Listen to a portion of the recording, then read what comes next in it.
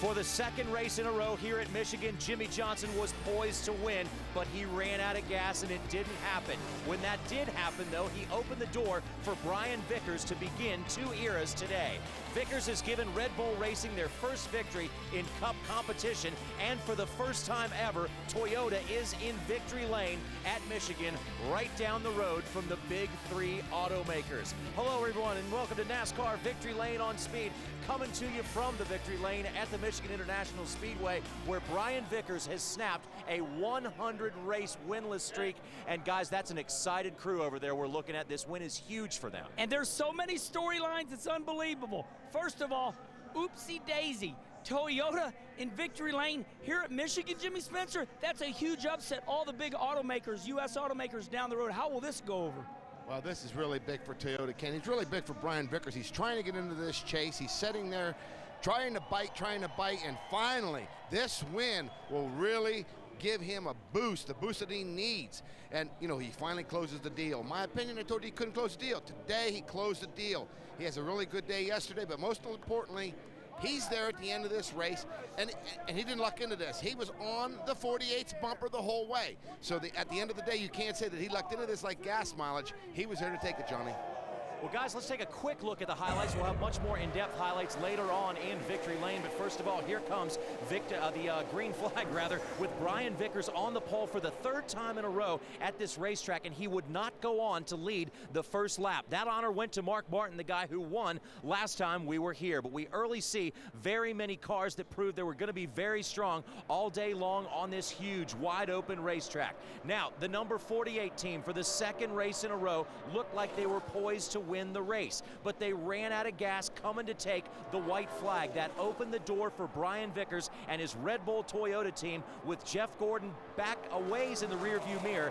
Brian Vickers was able to come around and take the victory for Red Bull Racing, his first as a driver of the number 83, the second in his career, and he won it today from the pole position. So this young startup team a couple of years ago is now on the top of the heap after a race at Michigan International Speedway right down the road from Detroit, the Motor City. This is a obviously very tired race car driver after what he had done, after what he did today, and it was another nail-biter finish when it came down to fuel mileage. And on NASCAR Race Day on Speed, the show this morning, we said, what team can take a chance? We said, you know, the top five, they can take a chance. But the other team that could take a chance was Brian Vickers, who is 13th in the point, or Brian Vickers and Kyle Busch. Kyle Busch, yes. So they can take a chance because they got to try to get into the top 12. They did a good job.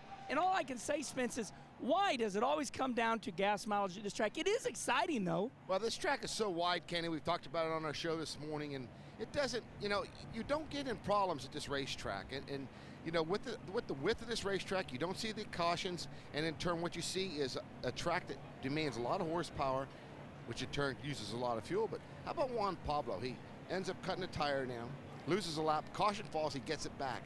Matt Kenseth runs out of gas at the end of the race. Mark Martin saving gas. What I'm getting at, these guys are fighting for this top 12 positions. We're going to talk about it a little later, but I'm telling you what, it has tightened up. Clint Boyer, another top 10 finish, Johnny. This is getting to be very exciting going into Bristol next week. Whoa.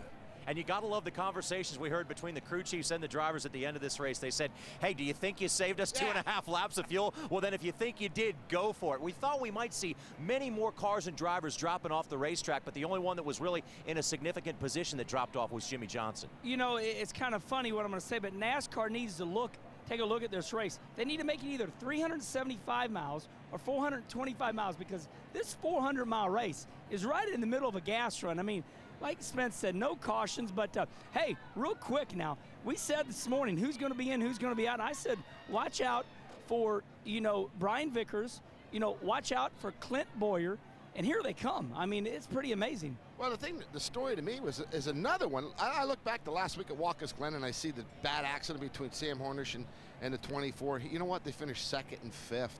And Sam Hornish, the guy, the most unlucky driver we've seen. You know, Vickers doesn't have a contract yet. We'll talk about it on the show with him. I'm hoping what's going to happen for him next year. This has to be the shot in the arm that this team needs. There's no question. His crew chief had a lot of pressure put on him. The whole organization had a lot of pressure put on him. They put it up today. That was the key. When the pressure was on him, They produced. And if they come out of there without a victory today, Kenny, who knows what's going to happen, because these guys from Red Bull dumping a lot of money in this program, not getting the results. Well, today they did, and in the Big Three's backyard. And let me tell you this. In years from now, you'll go into Brian Vickers' house, and it will say, my career weekend. Listen to this. A pole in Nationwide yesterday, a pole in Cup. Finished the second Nationwide yesterday, barely, and won today. Almost a clean sweep. 1, 1, 1, and a 2. He will look back at this weekend and go, wow. All right, now let's take a look at the points, and as we take a look at these points, you got to think, no matter, depending on where you're sitting right now, no way. See this 3-race stretch, no way. Very long or very short. Yeah, but the thing we're looking at here is, Mark Martin is octa 12th now, but you know what, guys? Look at this. 12 points, 58, and 70 points. That is less than 6 or 8 positions on the racetrack. Johnny, that is major close. Even Kyle Busch I'm picked sorry, up, Kenny. You're right. Kyle Busch even picked up 30 points. Remember, Kyle Busch was back 100 at the start of the race. Hey, hang on a second. Okay. Who's this guy 0-0? Rudiman? He's only 118. He comes out of here with a 9th place finish. He says, guys, don't write me down yet. I'm telling you guys, look at this. Oh Newman 9th, 60 points, 42 for Biffle, 32 for, oh my God. And I got to say one more thing, JR. I'm really excited right now. Mark Martin said if I come out of, 2 weeks ago, if I come out of a race 150 points ahead, I'll be feeling good about it. So race fans, the bottom line is 150-point lead is not safe. Well, and the thing is that we saw at Watkins Glen these guys lose 60, 50, 40 points. We saw it again today. You cannot afford to lose those kind of points. That's what happened to him today. What's going to happen next week? Oh my gosh. Now, Kyle Busch dropped about 12 points now. He dropped a little bit back. And to tell you just how hard this thing is, Brian Vickers won the race, but still only picked up 1 position in points. We'll ask him about that and about the win when we come back. NASCAR Victory Lane is presented by Travelodge, Recreate, Hibernate, and brought to you by NASCAR Banking, only from Bank of America. Your debit card, your credit card, your driver. Learn more at a Bank of America Banking Center today.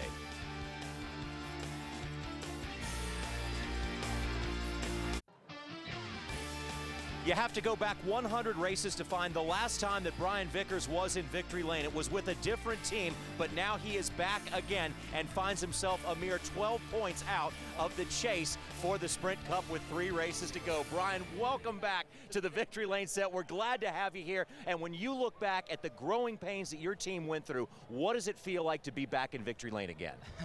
Wow, I honestly, I don't have any words to describe it.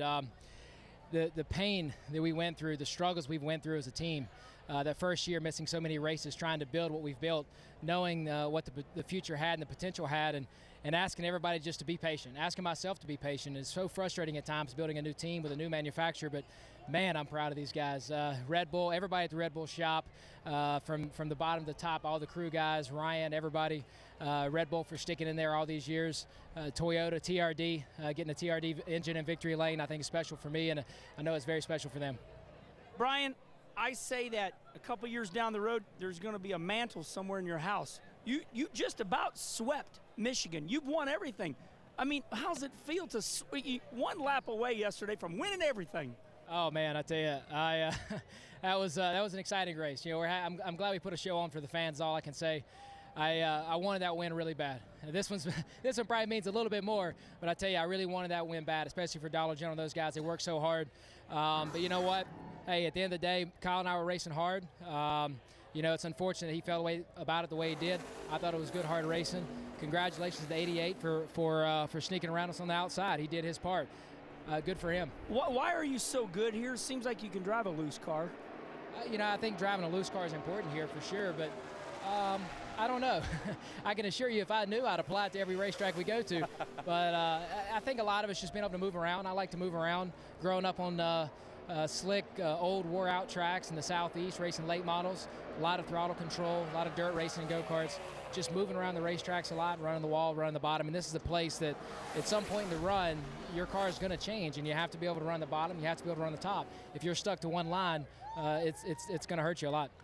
You know, Brian, we saw this team start 2 years ago or whatever it was, 3 years ago, and you described going through that process. they finally seem to have got everything in place. I noticed a lot of the guys started coming over from some other teams, getting some good quality people there. What does this mean for you to walk in that shop tomorrow morning and say, finally, guys, we've done this? Oh, I tell you, well, I don't know if I'll be able to walk in tomorrow. I might stumble in. Yeah, but No, drink Red Bull.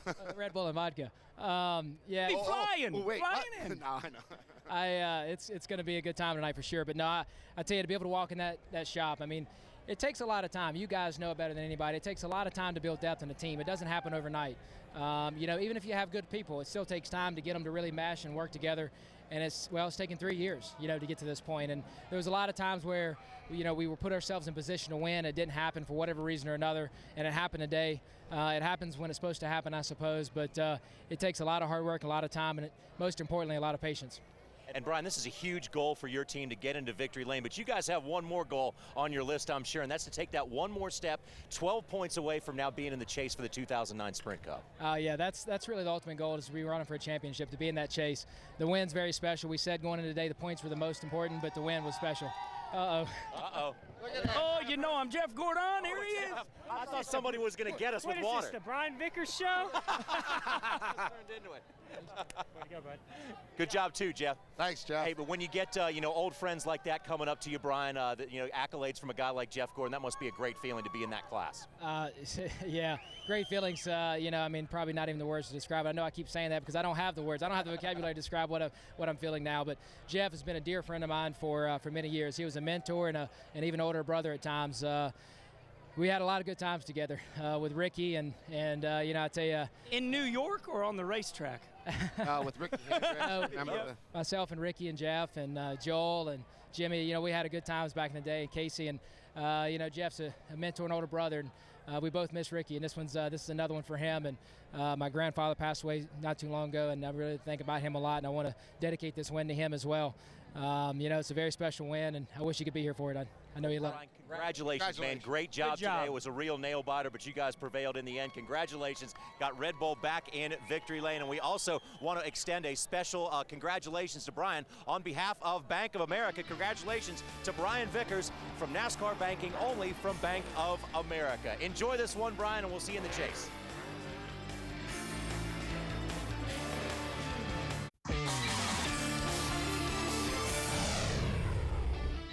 Well, we witnessed another nail-biter of a race here at the Michigan International Speedway. It came down to a couple cars and a question of who had enough gas to go. And in the end, we saw the introduction of two new eras here. Red Bull Racing is in victory lane for the first time, and for the first time, a Toyota is in victory lane in Michigan. And when it comes to biting fingernails, it had to be the job of the crew chiefs on top of the box. Ryan Pemberton, you know, it's kind of hard to do anything in NASCAR without a Pemberton, whether you're Randy on pit road or Robin up in race control or Ryan on top of the pit box winning a race. But how does this feel, knowing all the work that went into building this team? Well, there's been a lot of work going in this team. They've huge leaps and bounds over the last couple of years, and we really feel confident when we go to the racetrack. We feel good about our race cars, we feel great about our driver, feel good about the situation we're in, and we're confident every time we go to the racetrack now. And you know, it's a great feeling. I can't say enough about Brian. I mean, the guy is really coming into his own. I mean, we go, you know, sit on the pole at Sears Point, a couple of these big tracks, a couple of the short tracks. I mean, he's really starting to pull it all together. It's really cool to go to the racetrack. I don't know what to expect from you know, every time I go to the racetrack. You know, he shows me something new every time. You know, now when the season started, everybody's talking chase. Right now, this is really big. You are the first-time winner at Michigan for Toyota. That's a big story. Finally, you know, you got this car within 12 points of the chase. Oh, really? Well, yes, sir. What's going to happen now? We go 2 races left. What's going to be the focus now after this big win? Well, I mean, I think my personal opinion is with these next two, you still got to go at it pretty hard, kind of like we had to do here today. We had to be risky. I mean, there's too many guys involved. You had 3 to go. Well, my mistake. Yeah, 3 to go. But I thought you guys were just saying 2 to go. No. I think with the next 2, we got to put up good numbers. There's so many guys involved in it right now that it's going to take 2 good races with big numbers to make it happen. and then because it's tight in there, we're going to have good finishes. And then the last race when you go into Richmond, you might be able to play offense, defense. You might be able to lay up, so to speak, or something. And you know what I mean, if you're in good shape, or you might have to, hit it over the water and try to get it on the green. So those are what we're up against. So the next 2 races we'll tell what we got to do at Richmond. I want to know your thought process. Who was with you when you decided not to pit? Can we make it on gas or not? I do want to make a statement, though. You did have a very fast car and you earned the win, but to pit or not for gas? I can't remember back that far. That was 30 minutes ago. It's one of those things where Brian is really good. I've learned that in the first few races when I was conservative with him. And I'm trying to remember what race. I think this race here, a little too conservative with him. I realized how good he is at being able to regulate the fuel, save fuel, and so we learned from the first race about this race. So I told him we needed to get the same gas mileage we did the last race plus 2, and he did exactly that plus a lap and a burnout. So once again, just like I said, he impressed me every time. He learns more. Did even a better job than I thought he was going to do. How important is it to you guys as a team to get Brian back behind the wheel of that car next season? I mean, I can't imagine it not happening. I mean, I know everybody's talking about it, but that's not my focus. I mean, I don't know what else we would change right there. We want to come back. We've been running well, been running strong at a lot of these racetracks. We've had a lot of good races, a lot of good races that you guys probably don't even remember. We're really great at Darlington, got in some trouble. We're good at Loudon. There's some other races where we're a good car and then we have not much to show for it. So he's real well-rounded driver and capable of running up front week in and week out at all types of racetracks. I can't imagine he won't be back in the Red Bull car next year and going for 4 poles in a row here. And the thing is I think a lot of people are taking it for granted how young he is. But the thing I want to say is, Jay Fry, we're overlooking Jay, and Jay has brought this thing together. He's brought you in there and all. And Jay has been through so much turmoil over the last 3 or 4 years. Finally, this has to be pretty gratifying to him, don't you believe? Yeah, I mean, I'm happy as can be for Jay Fry. I mean, he's assembled a huge and great group of people at Red Bull, and some that were there for a long time, some new guys, and that's really come together. Everybody's working together really well. We come to the racetrack with a great product. The Toyota motors are getting better every week. I mean, all these things are coming together, so it's the right time to be coming together. We need another 12 points or so, but it's coming together. Yeah. Who builds the Toyota motors? Everybody thinks Gibbs is building them. Who builds Toyota motors for you guys? We can't tell you that. You'd have to kill him. We know who it is. You tell him. Go ahead. We'd have to kill you. So it's in Costa Mesa, California, that all the motors come out of California, so it's kind of one removed from us, but it's been a great year. It's they're getting better every week. We had some carburetor issues earlier in the year, and Brian said this week they're the best carburetor he's ever had on pit road on the restarts. It's real smooth. So all these things are really coming together right now that other teams might have already had together. It's now come together right now. It sounds silly that we're talking about it right here. If you'd asked me that not in Victory Lane, I told you the same thing. Hey, what about short track program? 2 of the 3 races we have left. We have Bristol, Richmond. Tell me about your short track program. You confident? Yeah, I mean, we ran good at really well at Phoenix. I think we qualified in like 4th or 3rd, 5th at Phoenix. We had a good run. We got caught speeding on pit road. About like a 1/10 of a mile an hour. Once again, we learned from that. We've adjusted everything we do. We went to Richmond. We sat on the pole at Richmond. I think we finished 10th or 12th. So, we got something good going in there. We didn't run near as good as we wanted to at Richmond, but we did qualify well. We learned something. We're addressing that, and we should be better next time we go back. Ryan, congratulations on a thanks, great guys. effort today. You guys got Red Bull Racing and Toyota in Victory Lane at Michigan. Way to go. And now they sit just 12 points outside of the top 12 drivers in the top series in the business right now. So watch out for Red Bull the rest of this season.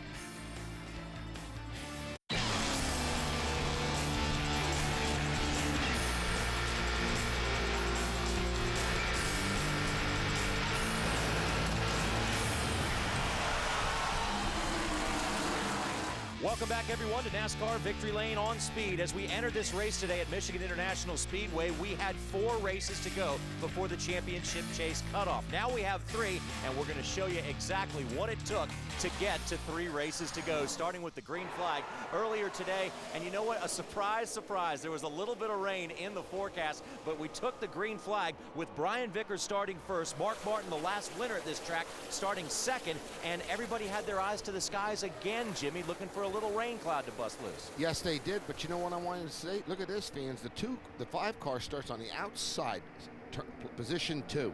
He ends up taking lead. Just a little bit of information for later on in the race. Number 48 of Jimmy Johnson and Brian Vickers doing battle. These two would be the class of the field. And take a look at those two running side by side, because you'll see that again. On board with Joey Logano. Trouble, trouble, trouble. Rain. Trouble, rain. That gave NASCAR officials chills after seeing that, after 2 weeks in a row. Gave them chills. What about me? I haven't been home on a Monday in the last 2 weeks. I was like, you got to be kidding me. It's raining. You're going to get home on a Monday because the rain didn't last for long. The sun came out, and Mother Nature helped the track officials dry the track. There's my point. Mark Martin now, fans. He is the leader, but wait a minute. Where does he start? Outside. So he learns from his restart, the original start, and he also learned in the past that it almost cost him a race at Kansas City, but at Chicago. But here we go. Look at this 4 wide racing, guys. 5 wide at times, because you got 73 feet of racing room in the corners of this racetrack, and that's why the race car drivers love it. And watch these teammates here, Mark Martin and Jimmy Johnson, battle for the lead. And you know, you're never going to get any argument out of Mark Martin. He doesn't want to race you. He learned from Harry Gant years ago. We're not racing each other. We're trying to make laps, log laps, and get to the end. So Mark Martin was battling Jimmy Johnson, his teammate there, but here he has another guy he has to do battle with, and that is Brian Vickers, as Brian is experimenting with all kinds of lines around this racetrack, and this time the high lines seem to do him pretty well. And the thing is here, fans, this car started on the pole and never led a lap yet, but he's finally getting his groove as you see him passing Mark Martin for second. Now, we had very few cautions today, so a lot of green flag pit stops, and that on lap number 52, they make a little bit of adjustment to the back of Mark Martin's car. Well, I mean, that's Mark. I mean, he's a chassis genius. Here comes Jeff Gordon. Looks like it's going to be a 2-tire stop. Will it be? We're not going to make our hand yet. Here we are. Matt Kenseth, Matt the Brat. I mean, right now it's like, okay, we're going to pit under green. Do we take on 2? Do we take on 4? 4 tires for Matt. One of the early cautions in the race came out when Robbie Gordon hit the outside retaining wall, and that's a tough break for Robbie because, you know, they're a single-car operation. You can't wreck up too much equipment there. Yeah, and Robbie, he's sitting on this fringe of this top 35. It looks like he just went into the corner and something cut down the right front tire, and bam, into the wall he goes. And Kenny, the drivers told us all weekend long the difference in the grip on this racetrack from the last time we were here. They said this thing is darn slippery. Well, turns 1 and 2, the turns they're going into right now are really grippy because the sun does not bake down on this corner.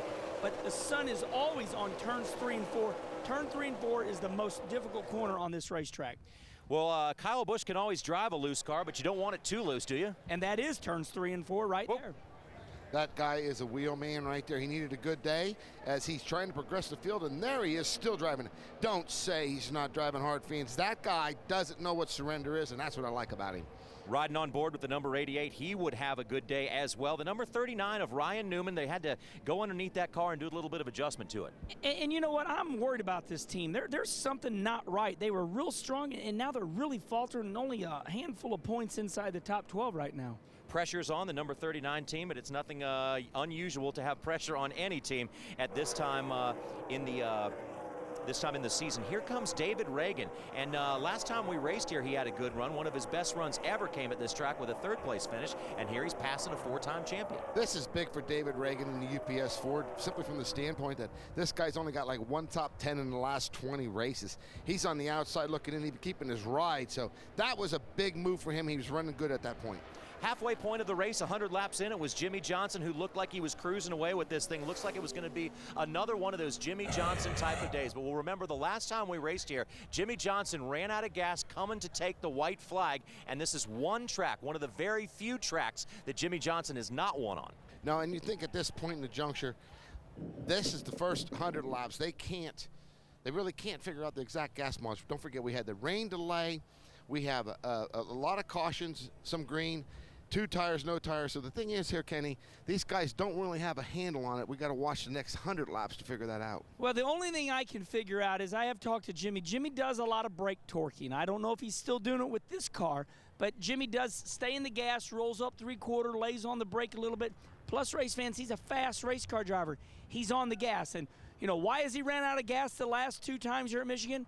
He's on the gas. I mean, the guy's fast. And when you're that fast, I mean, Spence, you're going to burn some gas. Well, the big thing about Jimmy. That rhymed. You know, yeah. and the thing I look at, though, here, fans, is that this guy, you know, he doesn't win this race 2 in a row. That's 20 bonus points. Remember last year we were talking about these positioning themselves for this chase. These guys are locked in. So Jimmy had everything to gain and nothing to lose. That's not true. He needed those 10 points. Another win would have been big. So, you know, I think the thing is that we've got to remember some of these race tracks similar to this, Kansas City and Chicago and California are in the chase. This is what we got to watch for, Johnny. They're preparing for that. So much to worry about for these crew chiefs. Today they had to worry about fuel mileage once again at Michigan. At the halfway point, Jimmy Johnson leaves. When we come back, we'll take you through the last 100 laps. Rev up your night with Big Block Thursday on Speed. First at 8, Pink's All Out heats up the Heartland and Indy. Then at 9, the Wolfpack chases a wanted drug dealer on Jack. Then on Wrecked at 10, Bad Luck strikes O'Hare, sending the crew into panic mode. Big Block Thursday begins Thursday at 8 p.m. Eastern on Speed. Wow. Nicely done, Jimmy Spencer. That was an excellent tease for Big Block Thursday. And now you better have a big block in your race car if you're going to catch the guys up front running here at Michigan. When we left you off with the first 100 laps of the day, Jimmy Johnson was in the lead, and it looked like it was going to be another one of those number 48 team types of days. Let's pick up the action with 100 laps left when things started getting a little bit dicey and crew chiefs started talking about did they or did they not have enough fuel to make it the rest of the way. Now we see the 48 out front. Tony Stewart had gambled on a couple of pit stops, guys, with 2 tires, and at one point I guess picked up 9 positions on the track. He picked up a tremendous amount. We saw a lot of strategy playing in the Vector, Kenny, with 2 tires, but that 48 car, Kenny, on that restart, very impressive on the bottom and just pulling away. 6 of David Reagan gets into the 2 of Kurt Busch, and they both go sailing, and it's really a wonder as you see a couple more angles of this in a moment how these guys did not take up other cars because they were running about 4 or 5 wide at the time. The 2 car of Kurt Busch, you know, gets into the 6 a little bit earlier. Okay, now the rest is just chaos. You know, we got to miss this wreck. So now you're like, oh, I'm okay. Look at this. Here we go. Here comes the wall. No. And the big thing here, fans, notice this. He does hit the wall fairly hard. Not as hard, but that paving down the inside, Kenny, that was grass. Both of them went big time into the wall. Tony Stewart had taken 2 tires on the last pit stop. Jimmy Johnson had 4, and you see the restart. Smoke held his own. Yeah, the big thing here is you know, this team is getting this car handling better. We've seen this at Chicago. We've seen it at some of the other racetracks, Kenny, and Stewart takes the lead here. Yeah, Tony, I mean, he's looking to create some magic here, you know, with some pit strategy, but, I mean, that's the sign of a champion. I mean, you know, put him out front, see what happens. Of course, the 48, incredible today, just, you know, strong, and he can't hold on. Now, look at this. A little inappropriate touching going on between the 9 and the 42 of Juan Pablo Montoya and Casey Kane. You know, they really do need to address this splitter. This is the umpteenth time, meaning gazillions of times, you know, Casey Kane cut down the left rear of Juan Pablo simply by just running into him. And fans, I want to tell you quickly, this is what we're talking about. This guy is solidly in the top 12. No, he's not. He has a flat tire at this point. He goes down a lap, makes a green flag pit stop. Here comes Jeff Gordon by the number 5 of Mark Martin, and that car was dialed in very well today. And let's give a little call out to Jeff Gordon. Remember, he was very sore after a rough wreck at Watkins Glen, and he came out today and did a tremendous job. Hey, you're not going to keep a 4-time champion down. Jeff Gordon's back was fine here. He finished his 2nd. Who's this leading? Oh, Junior! It is the only time at a racetrack where you can hear the fans over the roar of the cars is when Junior takes the lead, and you can hear it here at Michigan. Oh, man, Earnhardt, he's my man, baby. Come on, Junior, save the sport. Save the sport of NASCAR, Junior. Here goes David Stremme. The big thing here is the 88 car needed this run, but David Stremme just gets himself in a situation. This, you know, I got to tell you guys something. This guy, to me, I just think he's a little out of his element. I think he's overdriving all the time. I think we saw that last week at the Glen, and right there, a situation, he does it again at Michigan. Caution was out again, and here we see Brian Vickers and Jimmy Johnson on the front row. Another one of these restarts, and then you see the cars 4 or 5 wide behind them. Well, and the big thing here, you've heard of fans on the early show, you heard all the drivers brag on this racetrack. We saw a great race today, opposite the spring race. Look at this, guys. That is More awesome. racing. You know, and this car, these guys got their hands full. You saw Casey Kane get loose right there. Look at the race for the lead there between Vickers and the 48 car. And the 48, watch this power move on the inside, fans. He gets down to the bottom right here, puts the power right to it, pulls up and takes the lead. Looks a little bit like rush hour in downtown Detroit, except a little bit faster and not as many cars. And this is the point in the race right now where they're saying, hey, look, we're going to have to start looking at some fuel mileage. The 5, you know, he's not going to ever contest you. Mark Martin's like, look at him. He's pulling over. Go on by, Junior. I don't care. So Junior had his fuel strategy down to, you know, very well there, but he had enough gas to go. He wasn't worried about that at all. But Brian Vickers on the outside of the number 48, and we've seen this at this track before. Guys doing battle side by side tend to burn up a lot more fuel. Think about back last time, Johnny, the 48 and the 16 were the big players. And here the 83 becomes the player. He keeps putting this pressure on the 48 car. This could have been some of the problem with these out of gas. Oh, and there goes the 48 down to pit road. He was out of gas, and that opened up the door for Brian Vickers to get his first victory as a driver for Red Bull Racing in that number 83, and also to put Toyota in victory lane at the Michigan International Speedway. What a huge win for this group, because it's the first one for them all together. Oh, man, this is going to ricochet throughout the United States, because we come to Michigan all the time, and we say, man, you know, look, oh, my gosh, we're in Michigan, and look at that sign up there. It says Toyota. You got to congratulate some of these drivers in the top 10 because some of them haven't been there in a while. Dale Earnhardt Jr., one of his best runs of the season, only his second top 5. Edwards with a great run. Sam Hornish Jr. And what about Joey Logano in the number 20 and number 7? And I want to bring up Casey Mears. He's on the hot seat. Is he going to be? Is he not going to be with Childress next year? Clint Boyer needed that solid run. Casey Kane, we saw him and Montoya get together, but Kenny, a solid run for him to keep himself in the top 12. Hey, David Stremme comes back with a strong finish. We've seen him spin out. 13th is awesome for his year. Couple of chasers back here. You see Ryan Newman there, Martin Truex Jr., A.J. Allmendinger 21st and 22nd. Kyle Busch lost a couple of points, about 14 total, as he finished 23rd. He started back in the pack and couldn't make it all the way up to the front. So, you know, Logano is finally, I've got to tell you, this Logano kid is doing an absolute fantastic job. And what's puzzling to me is this Kyle Busch and Denny Hamlin and these guys. This team, this Gibbs team is not where it needs to be, Johnny. But, you know, look at this. Jimmie Johnson runs out of gas, comes home 33rd. Mark Martin, 31st. You can't have days like that and maintain your position in the chase. Kurt Busch, another chaser, 36. He got, you saw the wreck with him and David Reagan earlier. Skinner Blaney and Bobby Labonte, the last guys to finish up in the Carfax 400. Let's take a look at the top 12. The colors on your right are the guys who are in, the guys who are in the caution zone. I'm sorry, left. The guys are in screen right. The guys who are in the chase are in green. In caution is yellow, and red is the guys on the bubble. And the numbers on the right side of your screen, 721 is the number of points that Tony Stewart is in the top 12. Well, the thing here, fans, I look at this and I see Denny Hamlin, only one Gibbs car. I see no Childress cars. And the thing that really gets to me is that what's going on with those organizations. But most of all, new faces, Juan Pablo, Ryan Newman. And the thing is, Kenny, look at this, 108, 105. You know as well as I do. Very easily, a bad week next week that knocks him out. Man, it's I'm speechless right now. It's going to be tight. And that's rare. Guaranteeing the win now. How about the job guaranteeing the win that Brian Vickers did as he got up behind the number 48 of Jimmie Johnson? And that's the best way to get around a racetrack and conserve fuel.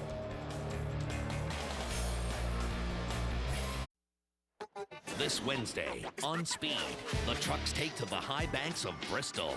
It all starts with the setup at 8, where we'll talk to the new all-time winningest crew chief in Truck Series history. We'll also get an update from reigning champion Johnny Benson about his recovery from a horrible super-modified wreck earlier this year. And see Ron Hornaday go for a historic 6th win in a row when the trucks go weeknight short track racing at the world's fastest half mile, only on Speed. Be there. Once again, that's Wednesday night on Speed. Ron Hornaday looks to continue to rewrite the history books as he goes for a record 6th straight win as Crafton, Skinner, and Bodine attempt to knock him off the podium in Thunder Valley. And Hermie Sadler as well in the number 48 truck. Don't miss the NASCAR Camping World Truck Series live from Bristol Wednesday night at 8 Eastern. We advise you to be there. Now, Jimmie Johnson was there in position to win this race, but once again, for the second race in a row, it just didn't work out for Jimmie Johnson in the number 48 team. Let's check in with Bob Dillner. The most dominating driver here at Michigan in the past 2 races this year. Jimmy Johnson, unfortunate once again. Just one of those deals here at Michigan, isn't it? Yeah, we did all we could. I'm really shocked they didn't make it. We ran half throttle for really that entire run. So then when the 83 put some pressure on me at the end, and I didn't like to use that extra gas, but I felt like I'd put plenty in the bank, and sure enough, we ran out again. So, I mean, there's not much we can do. We were taking a risk because of where we were in the points, trying to get 10 in the chase. But, you know, it is how it is. And we got great horsepower under the hood. It takes fuel to build that.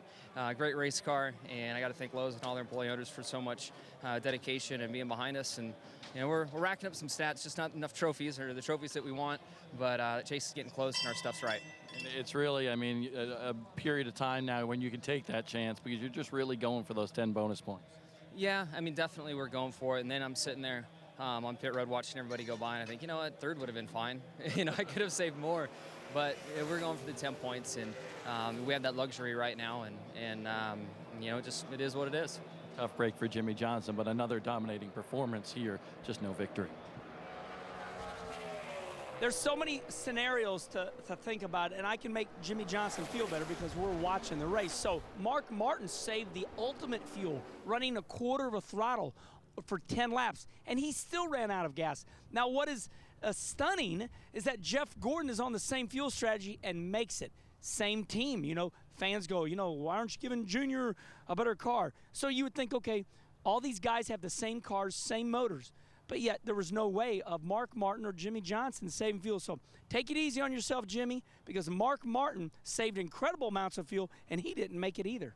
Yeah, I think Jimmy definitely knows what the big picture is right now. They are, for all intents and purposes, locked in to the chase this year, so they have a lot to experiment on before we go to Richmond and set the chase. When we come back, we'll talk to more of the drivers who figured into this nail-biter today in Michigan. Since we're not racing this Monday, be sure to catch This Week in NASCAR Monday. The gang will dive into the best scanner conversations from the Michigan race and the radioactive feature. Will it be another fuel mileage thriller? Experience things from the race you don't hear or see anywhere else on Twin Monday at 8 p.m. Eastern, only on Speed. Now, unless you have been underneath a rock for this entire racing season, you would have heard that Dale Earnhardt Jr. before today only had one top 5 finish, and that came back in that thrilling finish at Talladega. But now he has another top 5. He's back where he wants to be in the finishing order, and after the race he spoke to Bob Dillner. It's been a while since we saw this guy and talked to him in the post-race forum here. Good top 5 for you. Strong at times today. Fuel mileage obviously involved, but I'm sure you're glad to get back in the top 5. Yeah, we were real happy with our car the last 70 laps. We made some changes in the middle part of the race that we got the car too free, and we made those changes, changed them back, and made some other adjustments, and Lance and the whole team on the NASCAR Chevrolet just were awesome all day long on pit road and everything. And, you know, we got behind, but we were able to drive up through the field, and I hadn't been able to do that all day. So I was real happy about that. We had a couple more laps on tires than them other guys, but, you know, it was fun. We had a good car. I think we had a top 10 car for sure, top 5 car at the end of the race. So it was a legitimate third-place run, I feel like. Hey, what's it about this car? Lance McGrew, this is a car that he built specifically for Junior. Took it to Indy, run really well. So what's the secret here with this car? Because you run well in it. Yeah, we've been running pretty good. It's just got a few things like it that are closer to what how they're building some of the other cars and my teammates are driving, and some of the mounts and where the body location is. But it's a good car, and it's doing pretty good for us. And we'll run it every week. I mean, you know, why not run the best thing you got if it's the best thing you got? So take it to the racetrack. I appreciate, again, my sponsors, Amp Energy, National Guard, and everybody, Adidas, for their support. And hopefully we can keep some momentum going and do more of this. Is this a sigh of relief for you? No, we're just glad to be competitive. So I want the same thing next week. Dale Earnhardt Jr., his first top 5 in the last 13 races. Listen to the folks cheer for Junior. Yeah, but most of all, you see the smile on his face. That's the key. You know, Junior is very, very important to this sport. His dad was, and he is also. And the thing is that he's been through a lot of struggles this year. Let's face it. You know, another crew chief. This is finally coming to fruition. The big thing here is he said he drove through the field. He had a top 10 car. This is what he needs. You know, the key, Kenny, here is that when you get the thing clicking, and it seems like him and Lance McGrew are getting it clicking, this is the results that we need for him, and in turn, this will help our fan base build back up supporting Junior. I don't want to be disturber, but I know the fans are going to reach in there and find this. Did you hear what Junior said?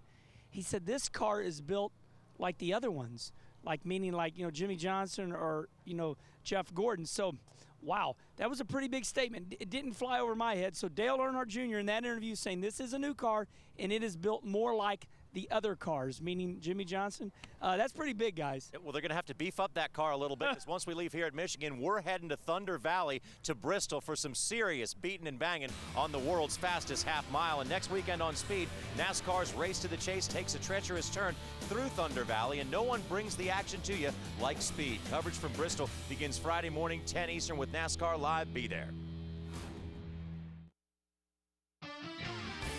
NASCAR Victory Lane is presented by Travelodge, Recreate, Hibernate, and brought to you by AutoZone, because do-it-yourself doesn't mean you have to do it alone. Get in the zone, AutoZone.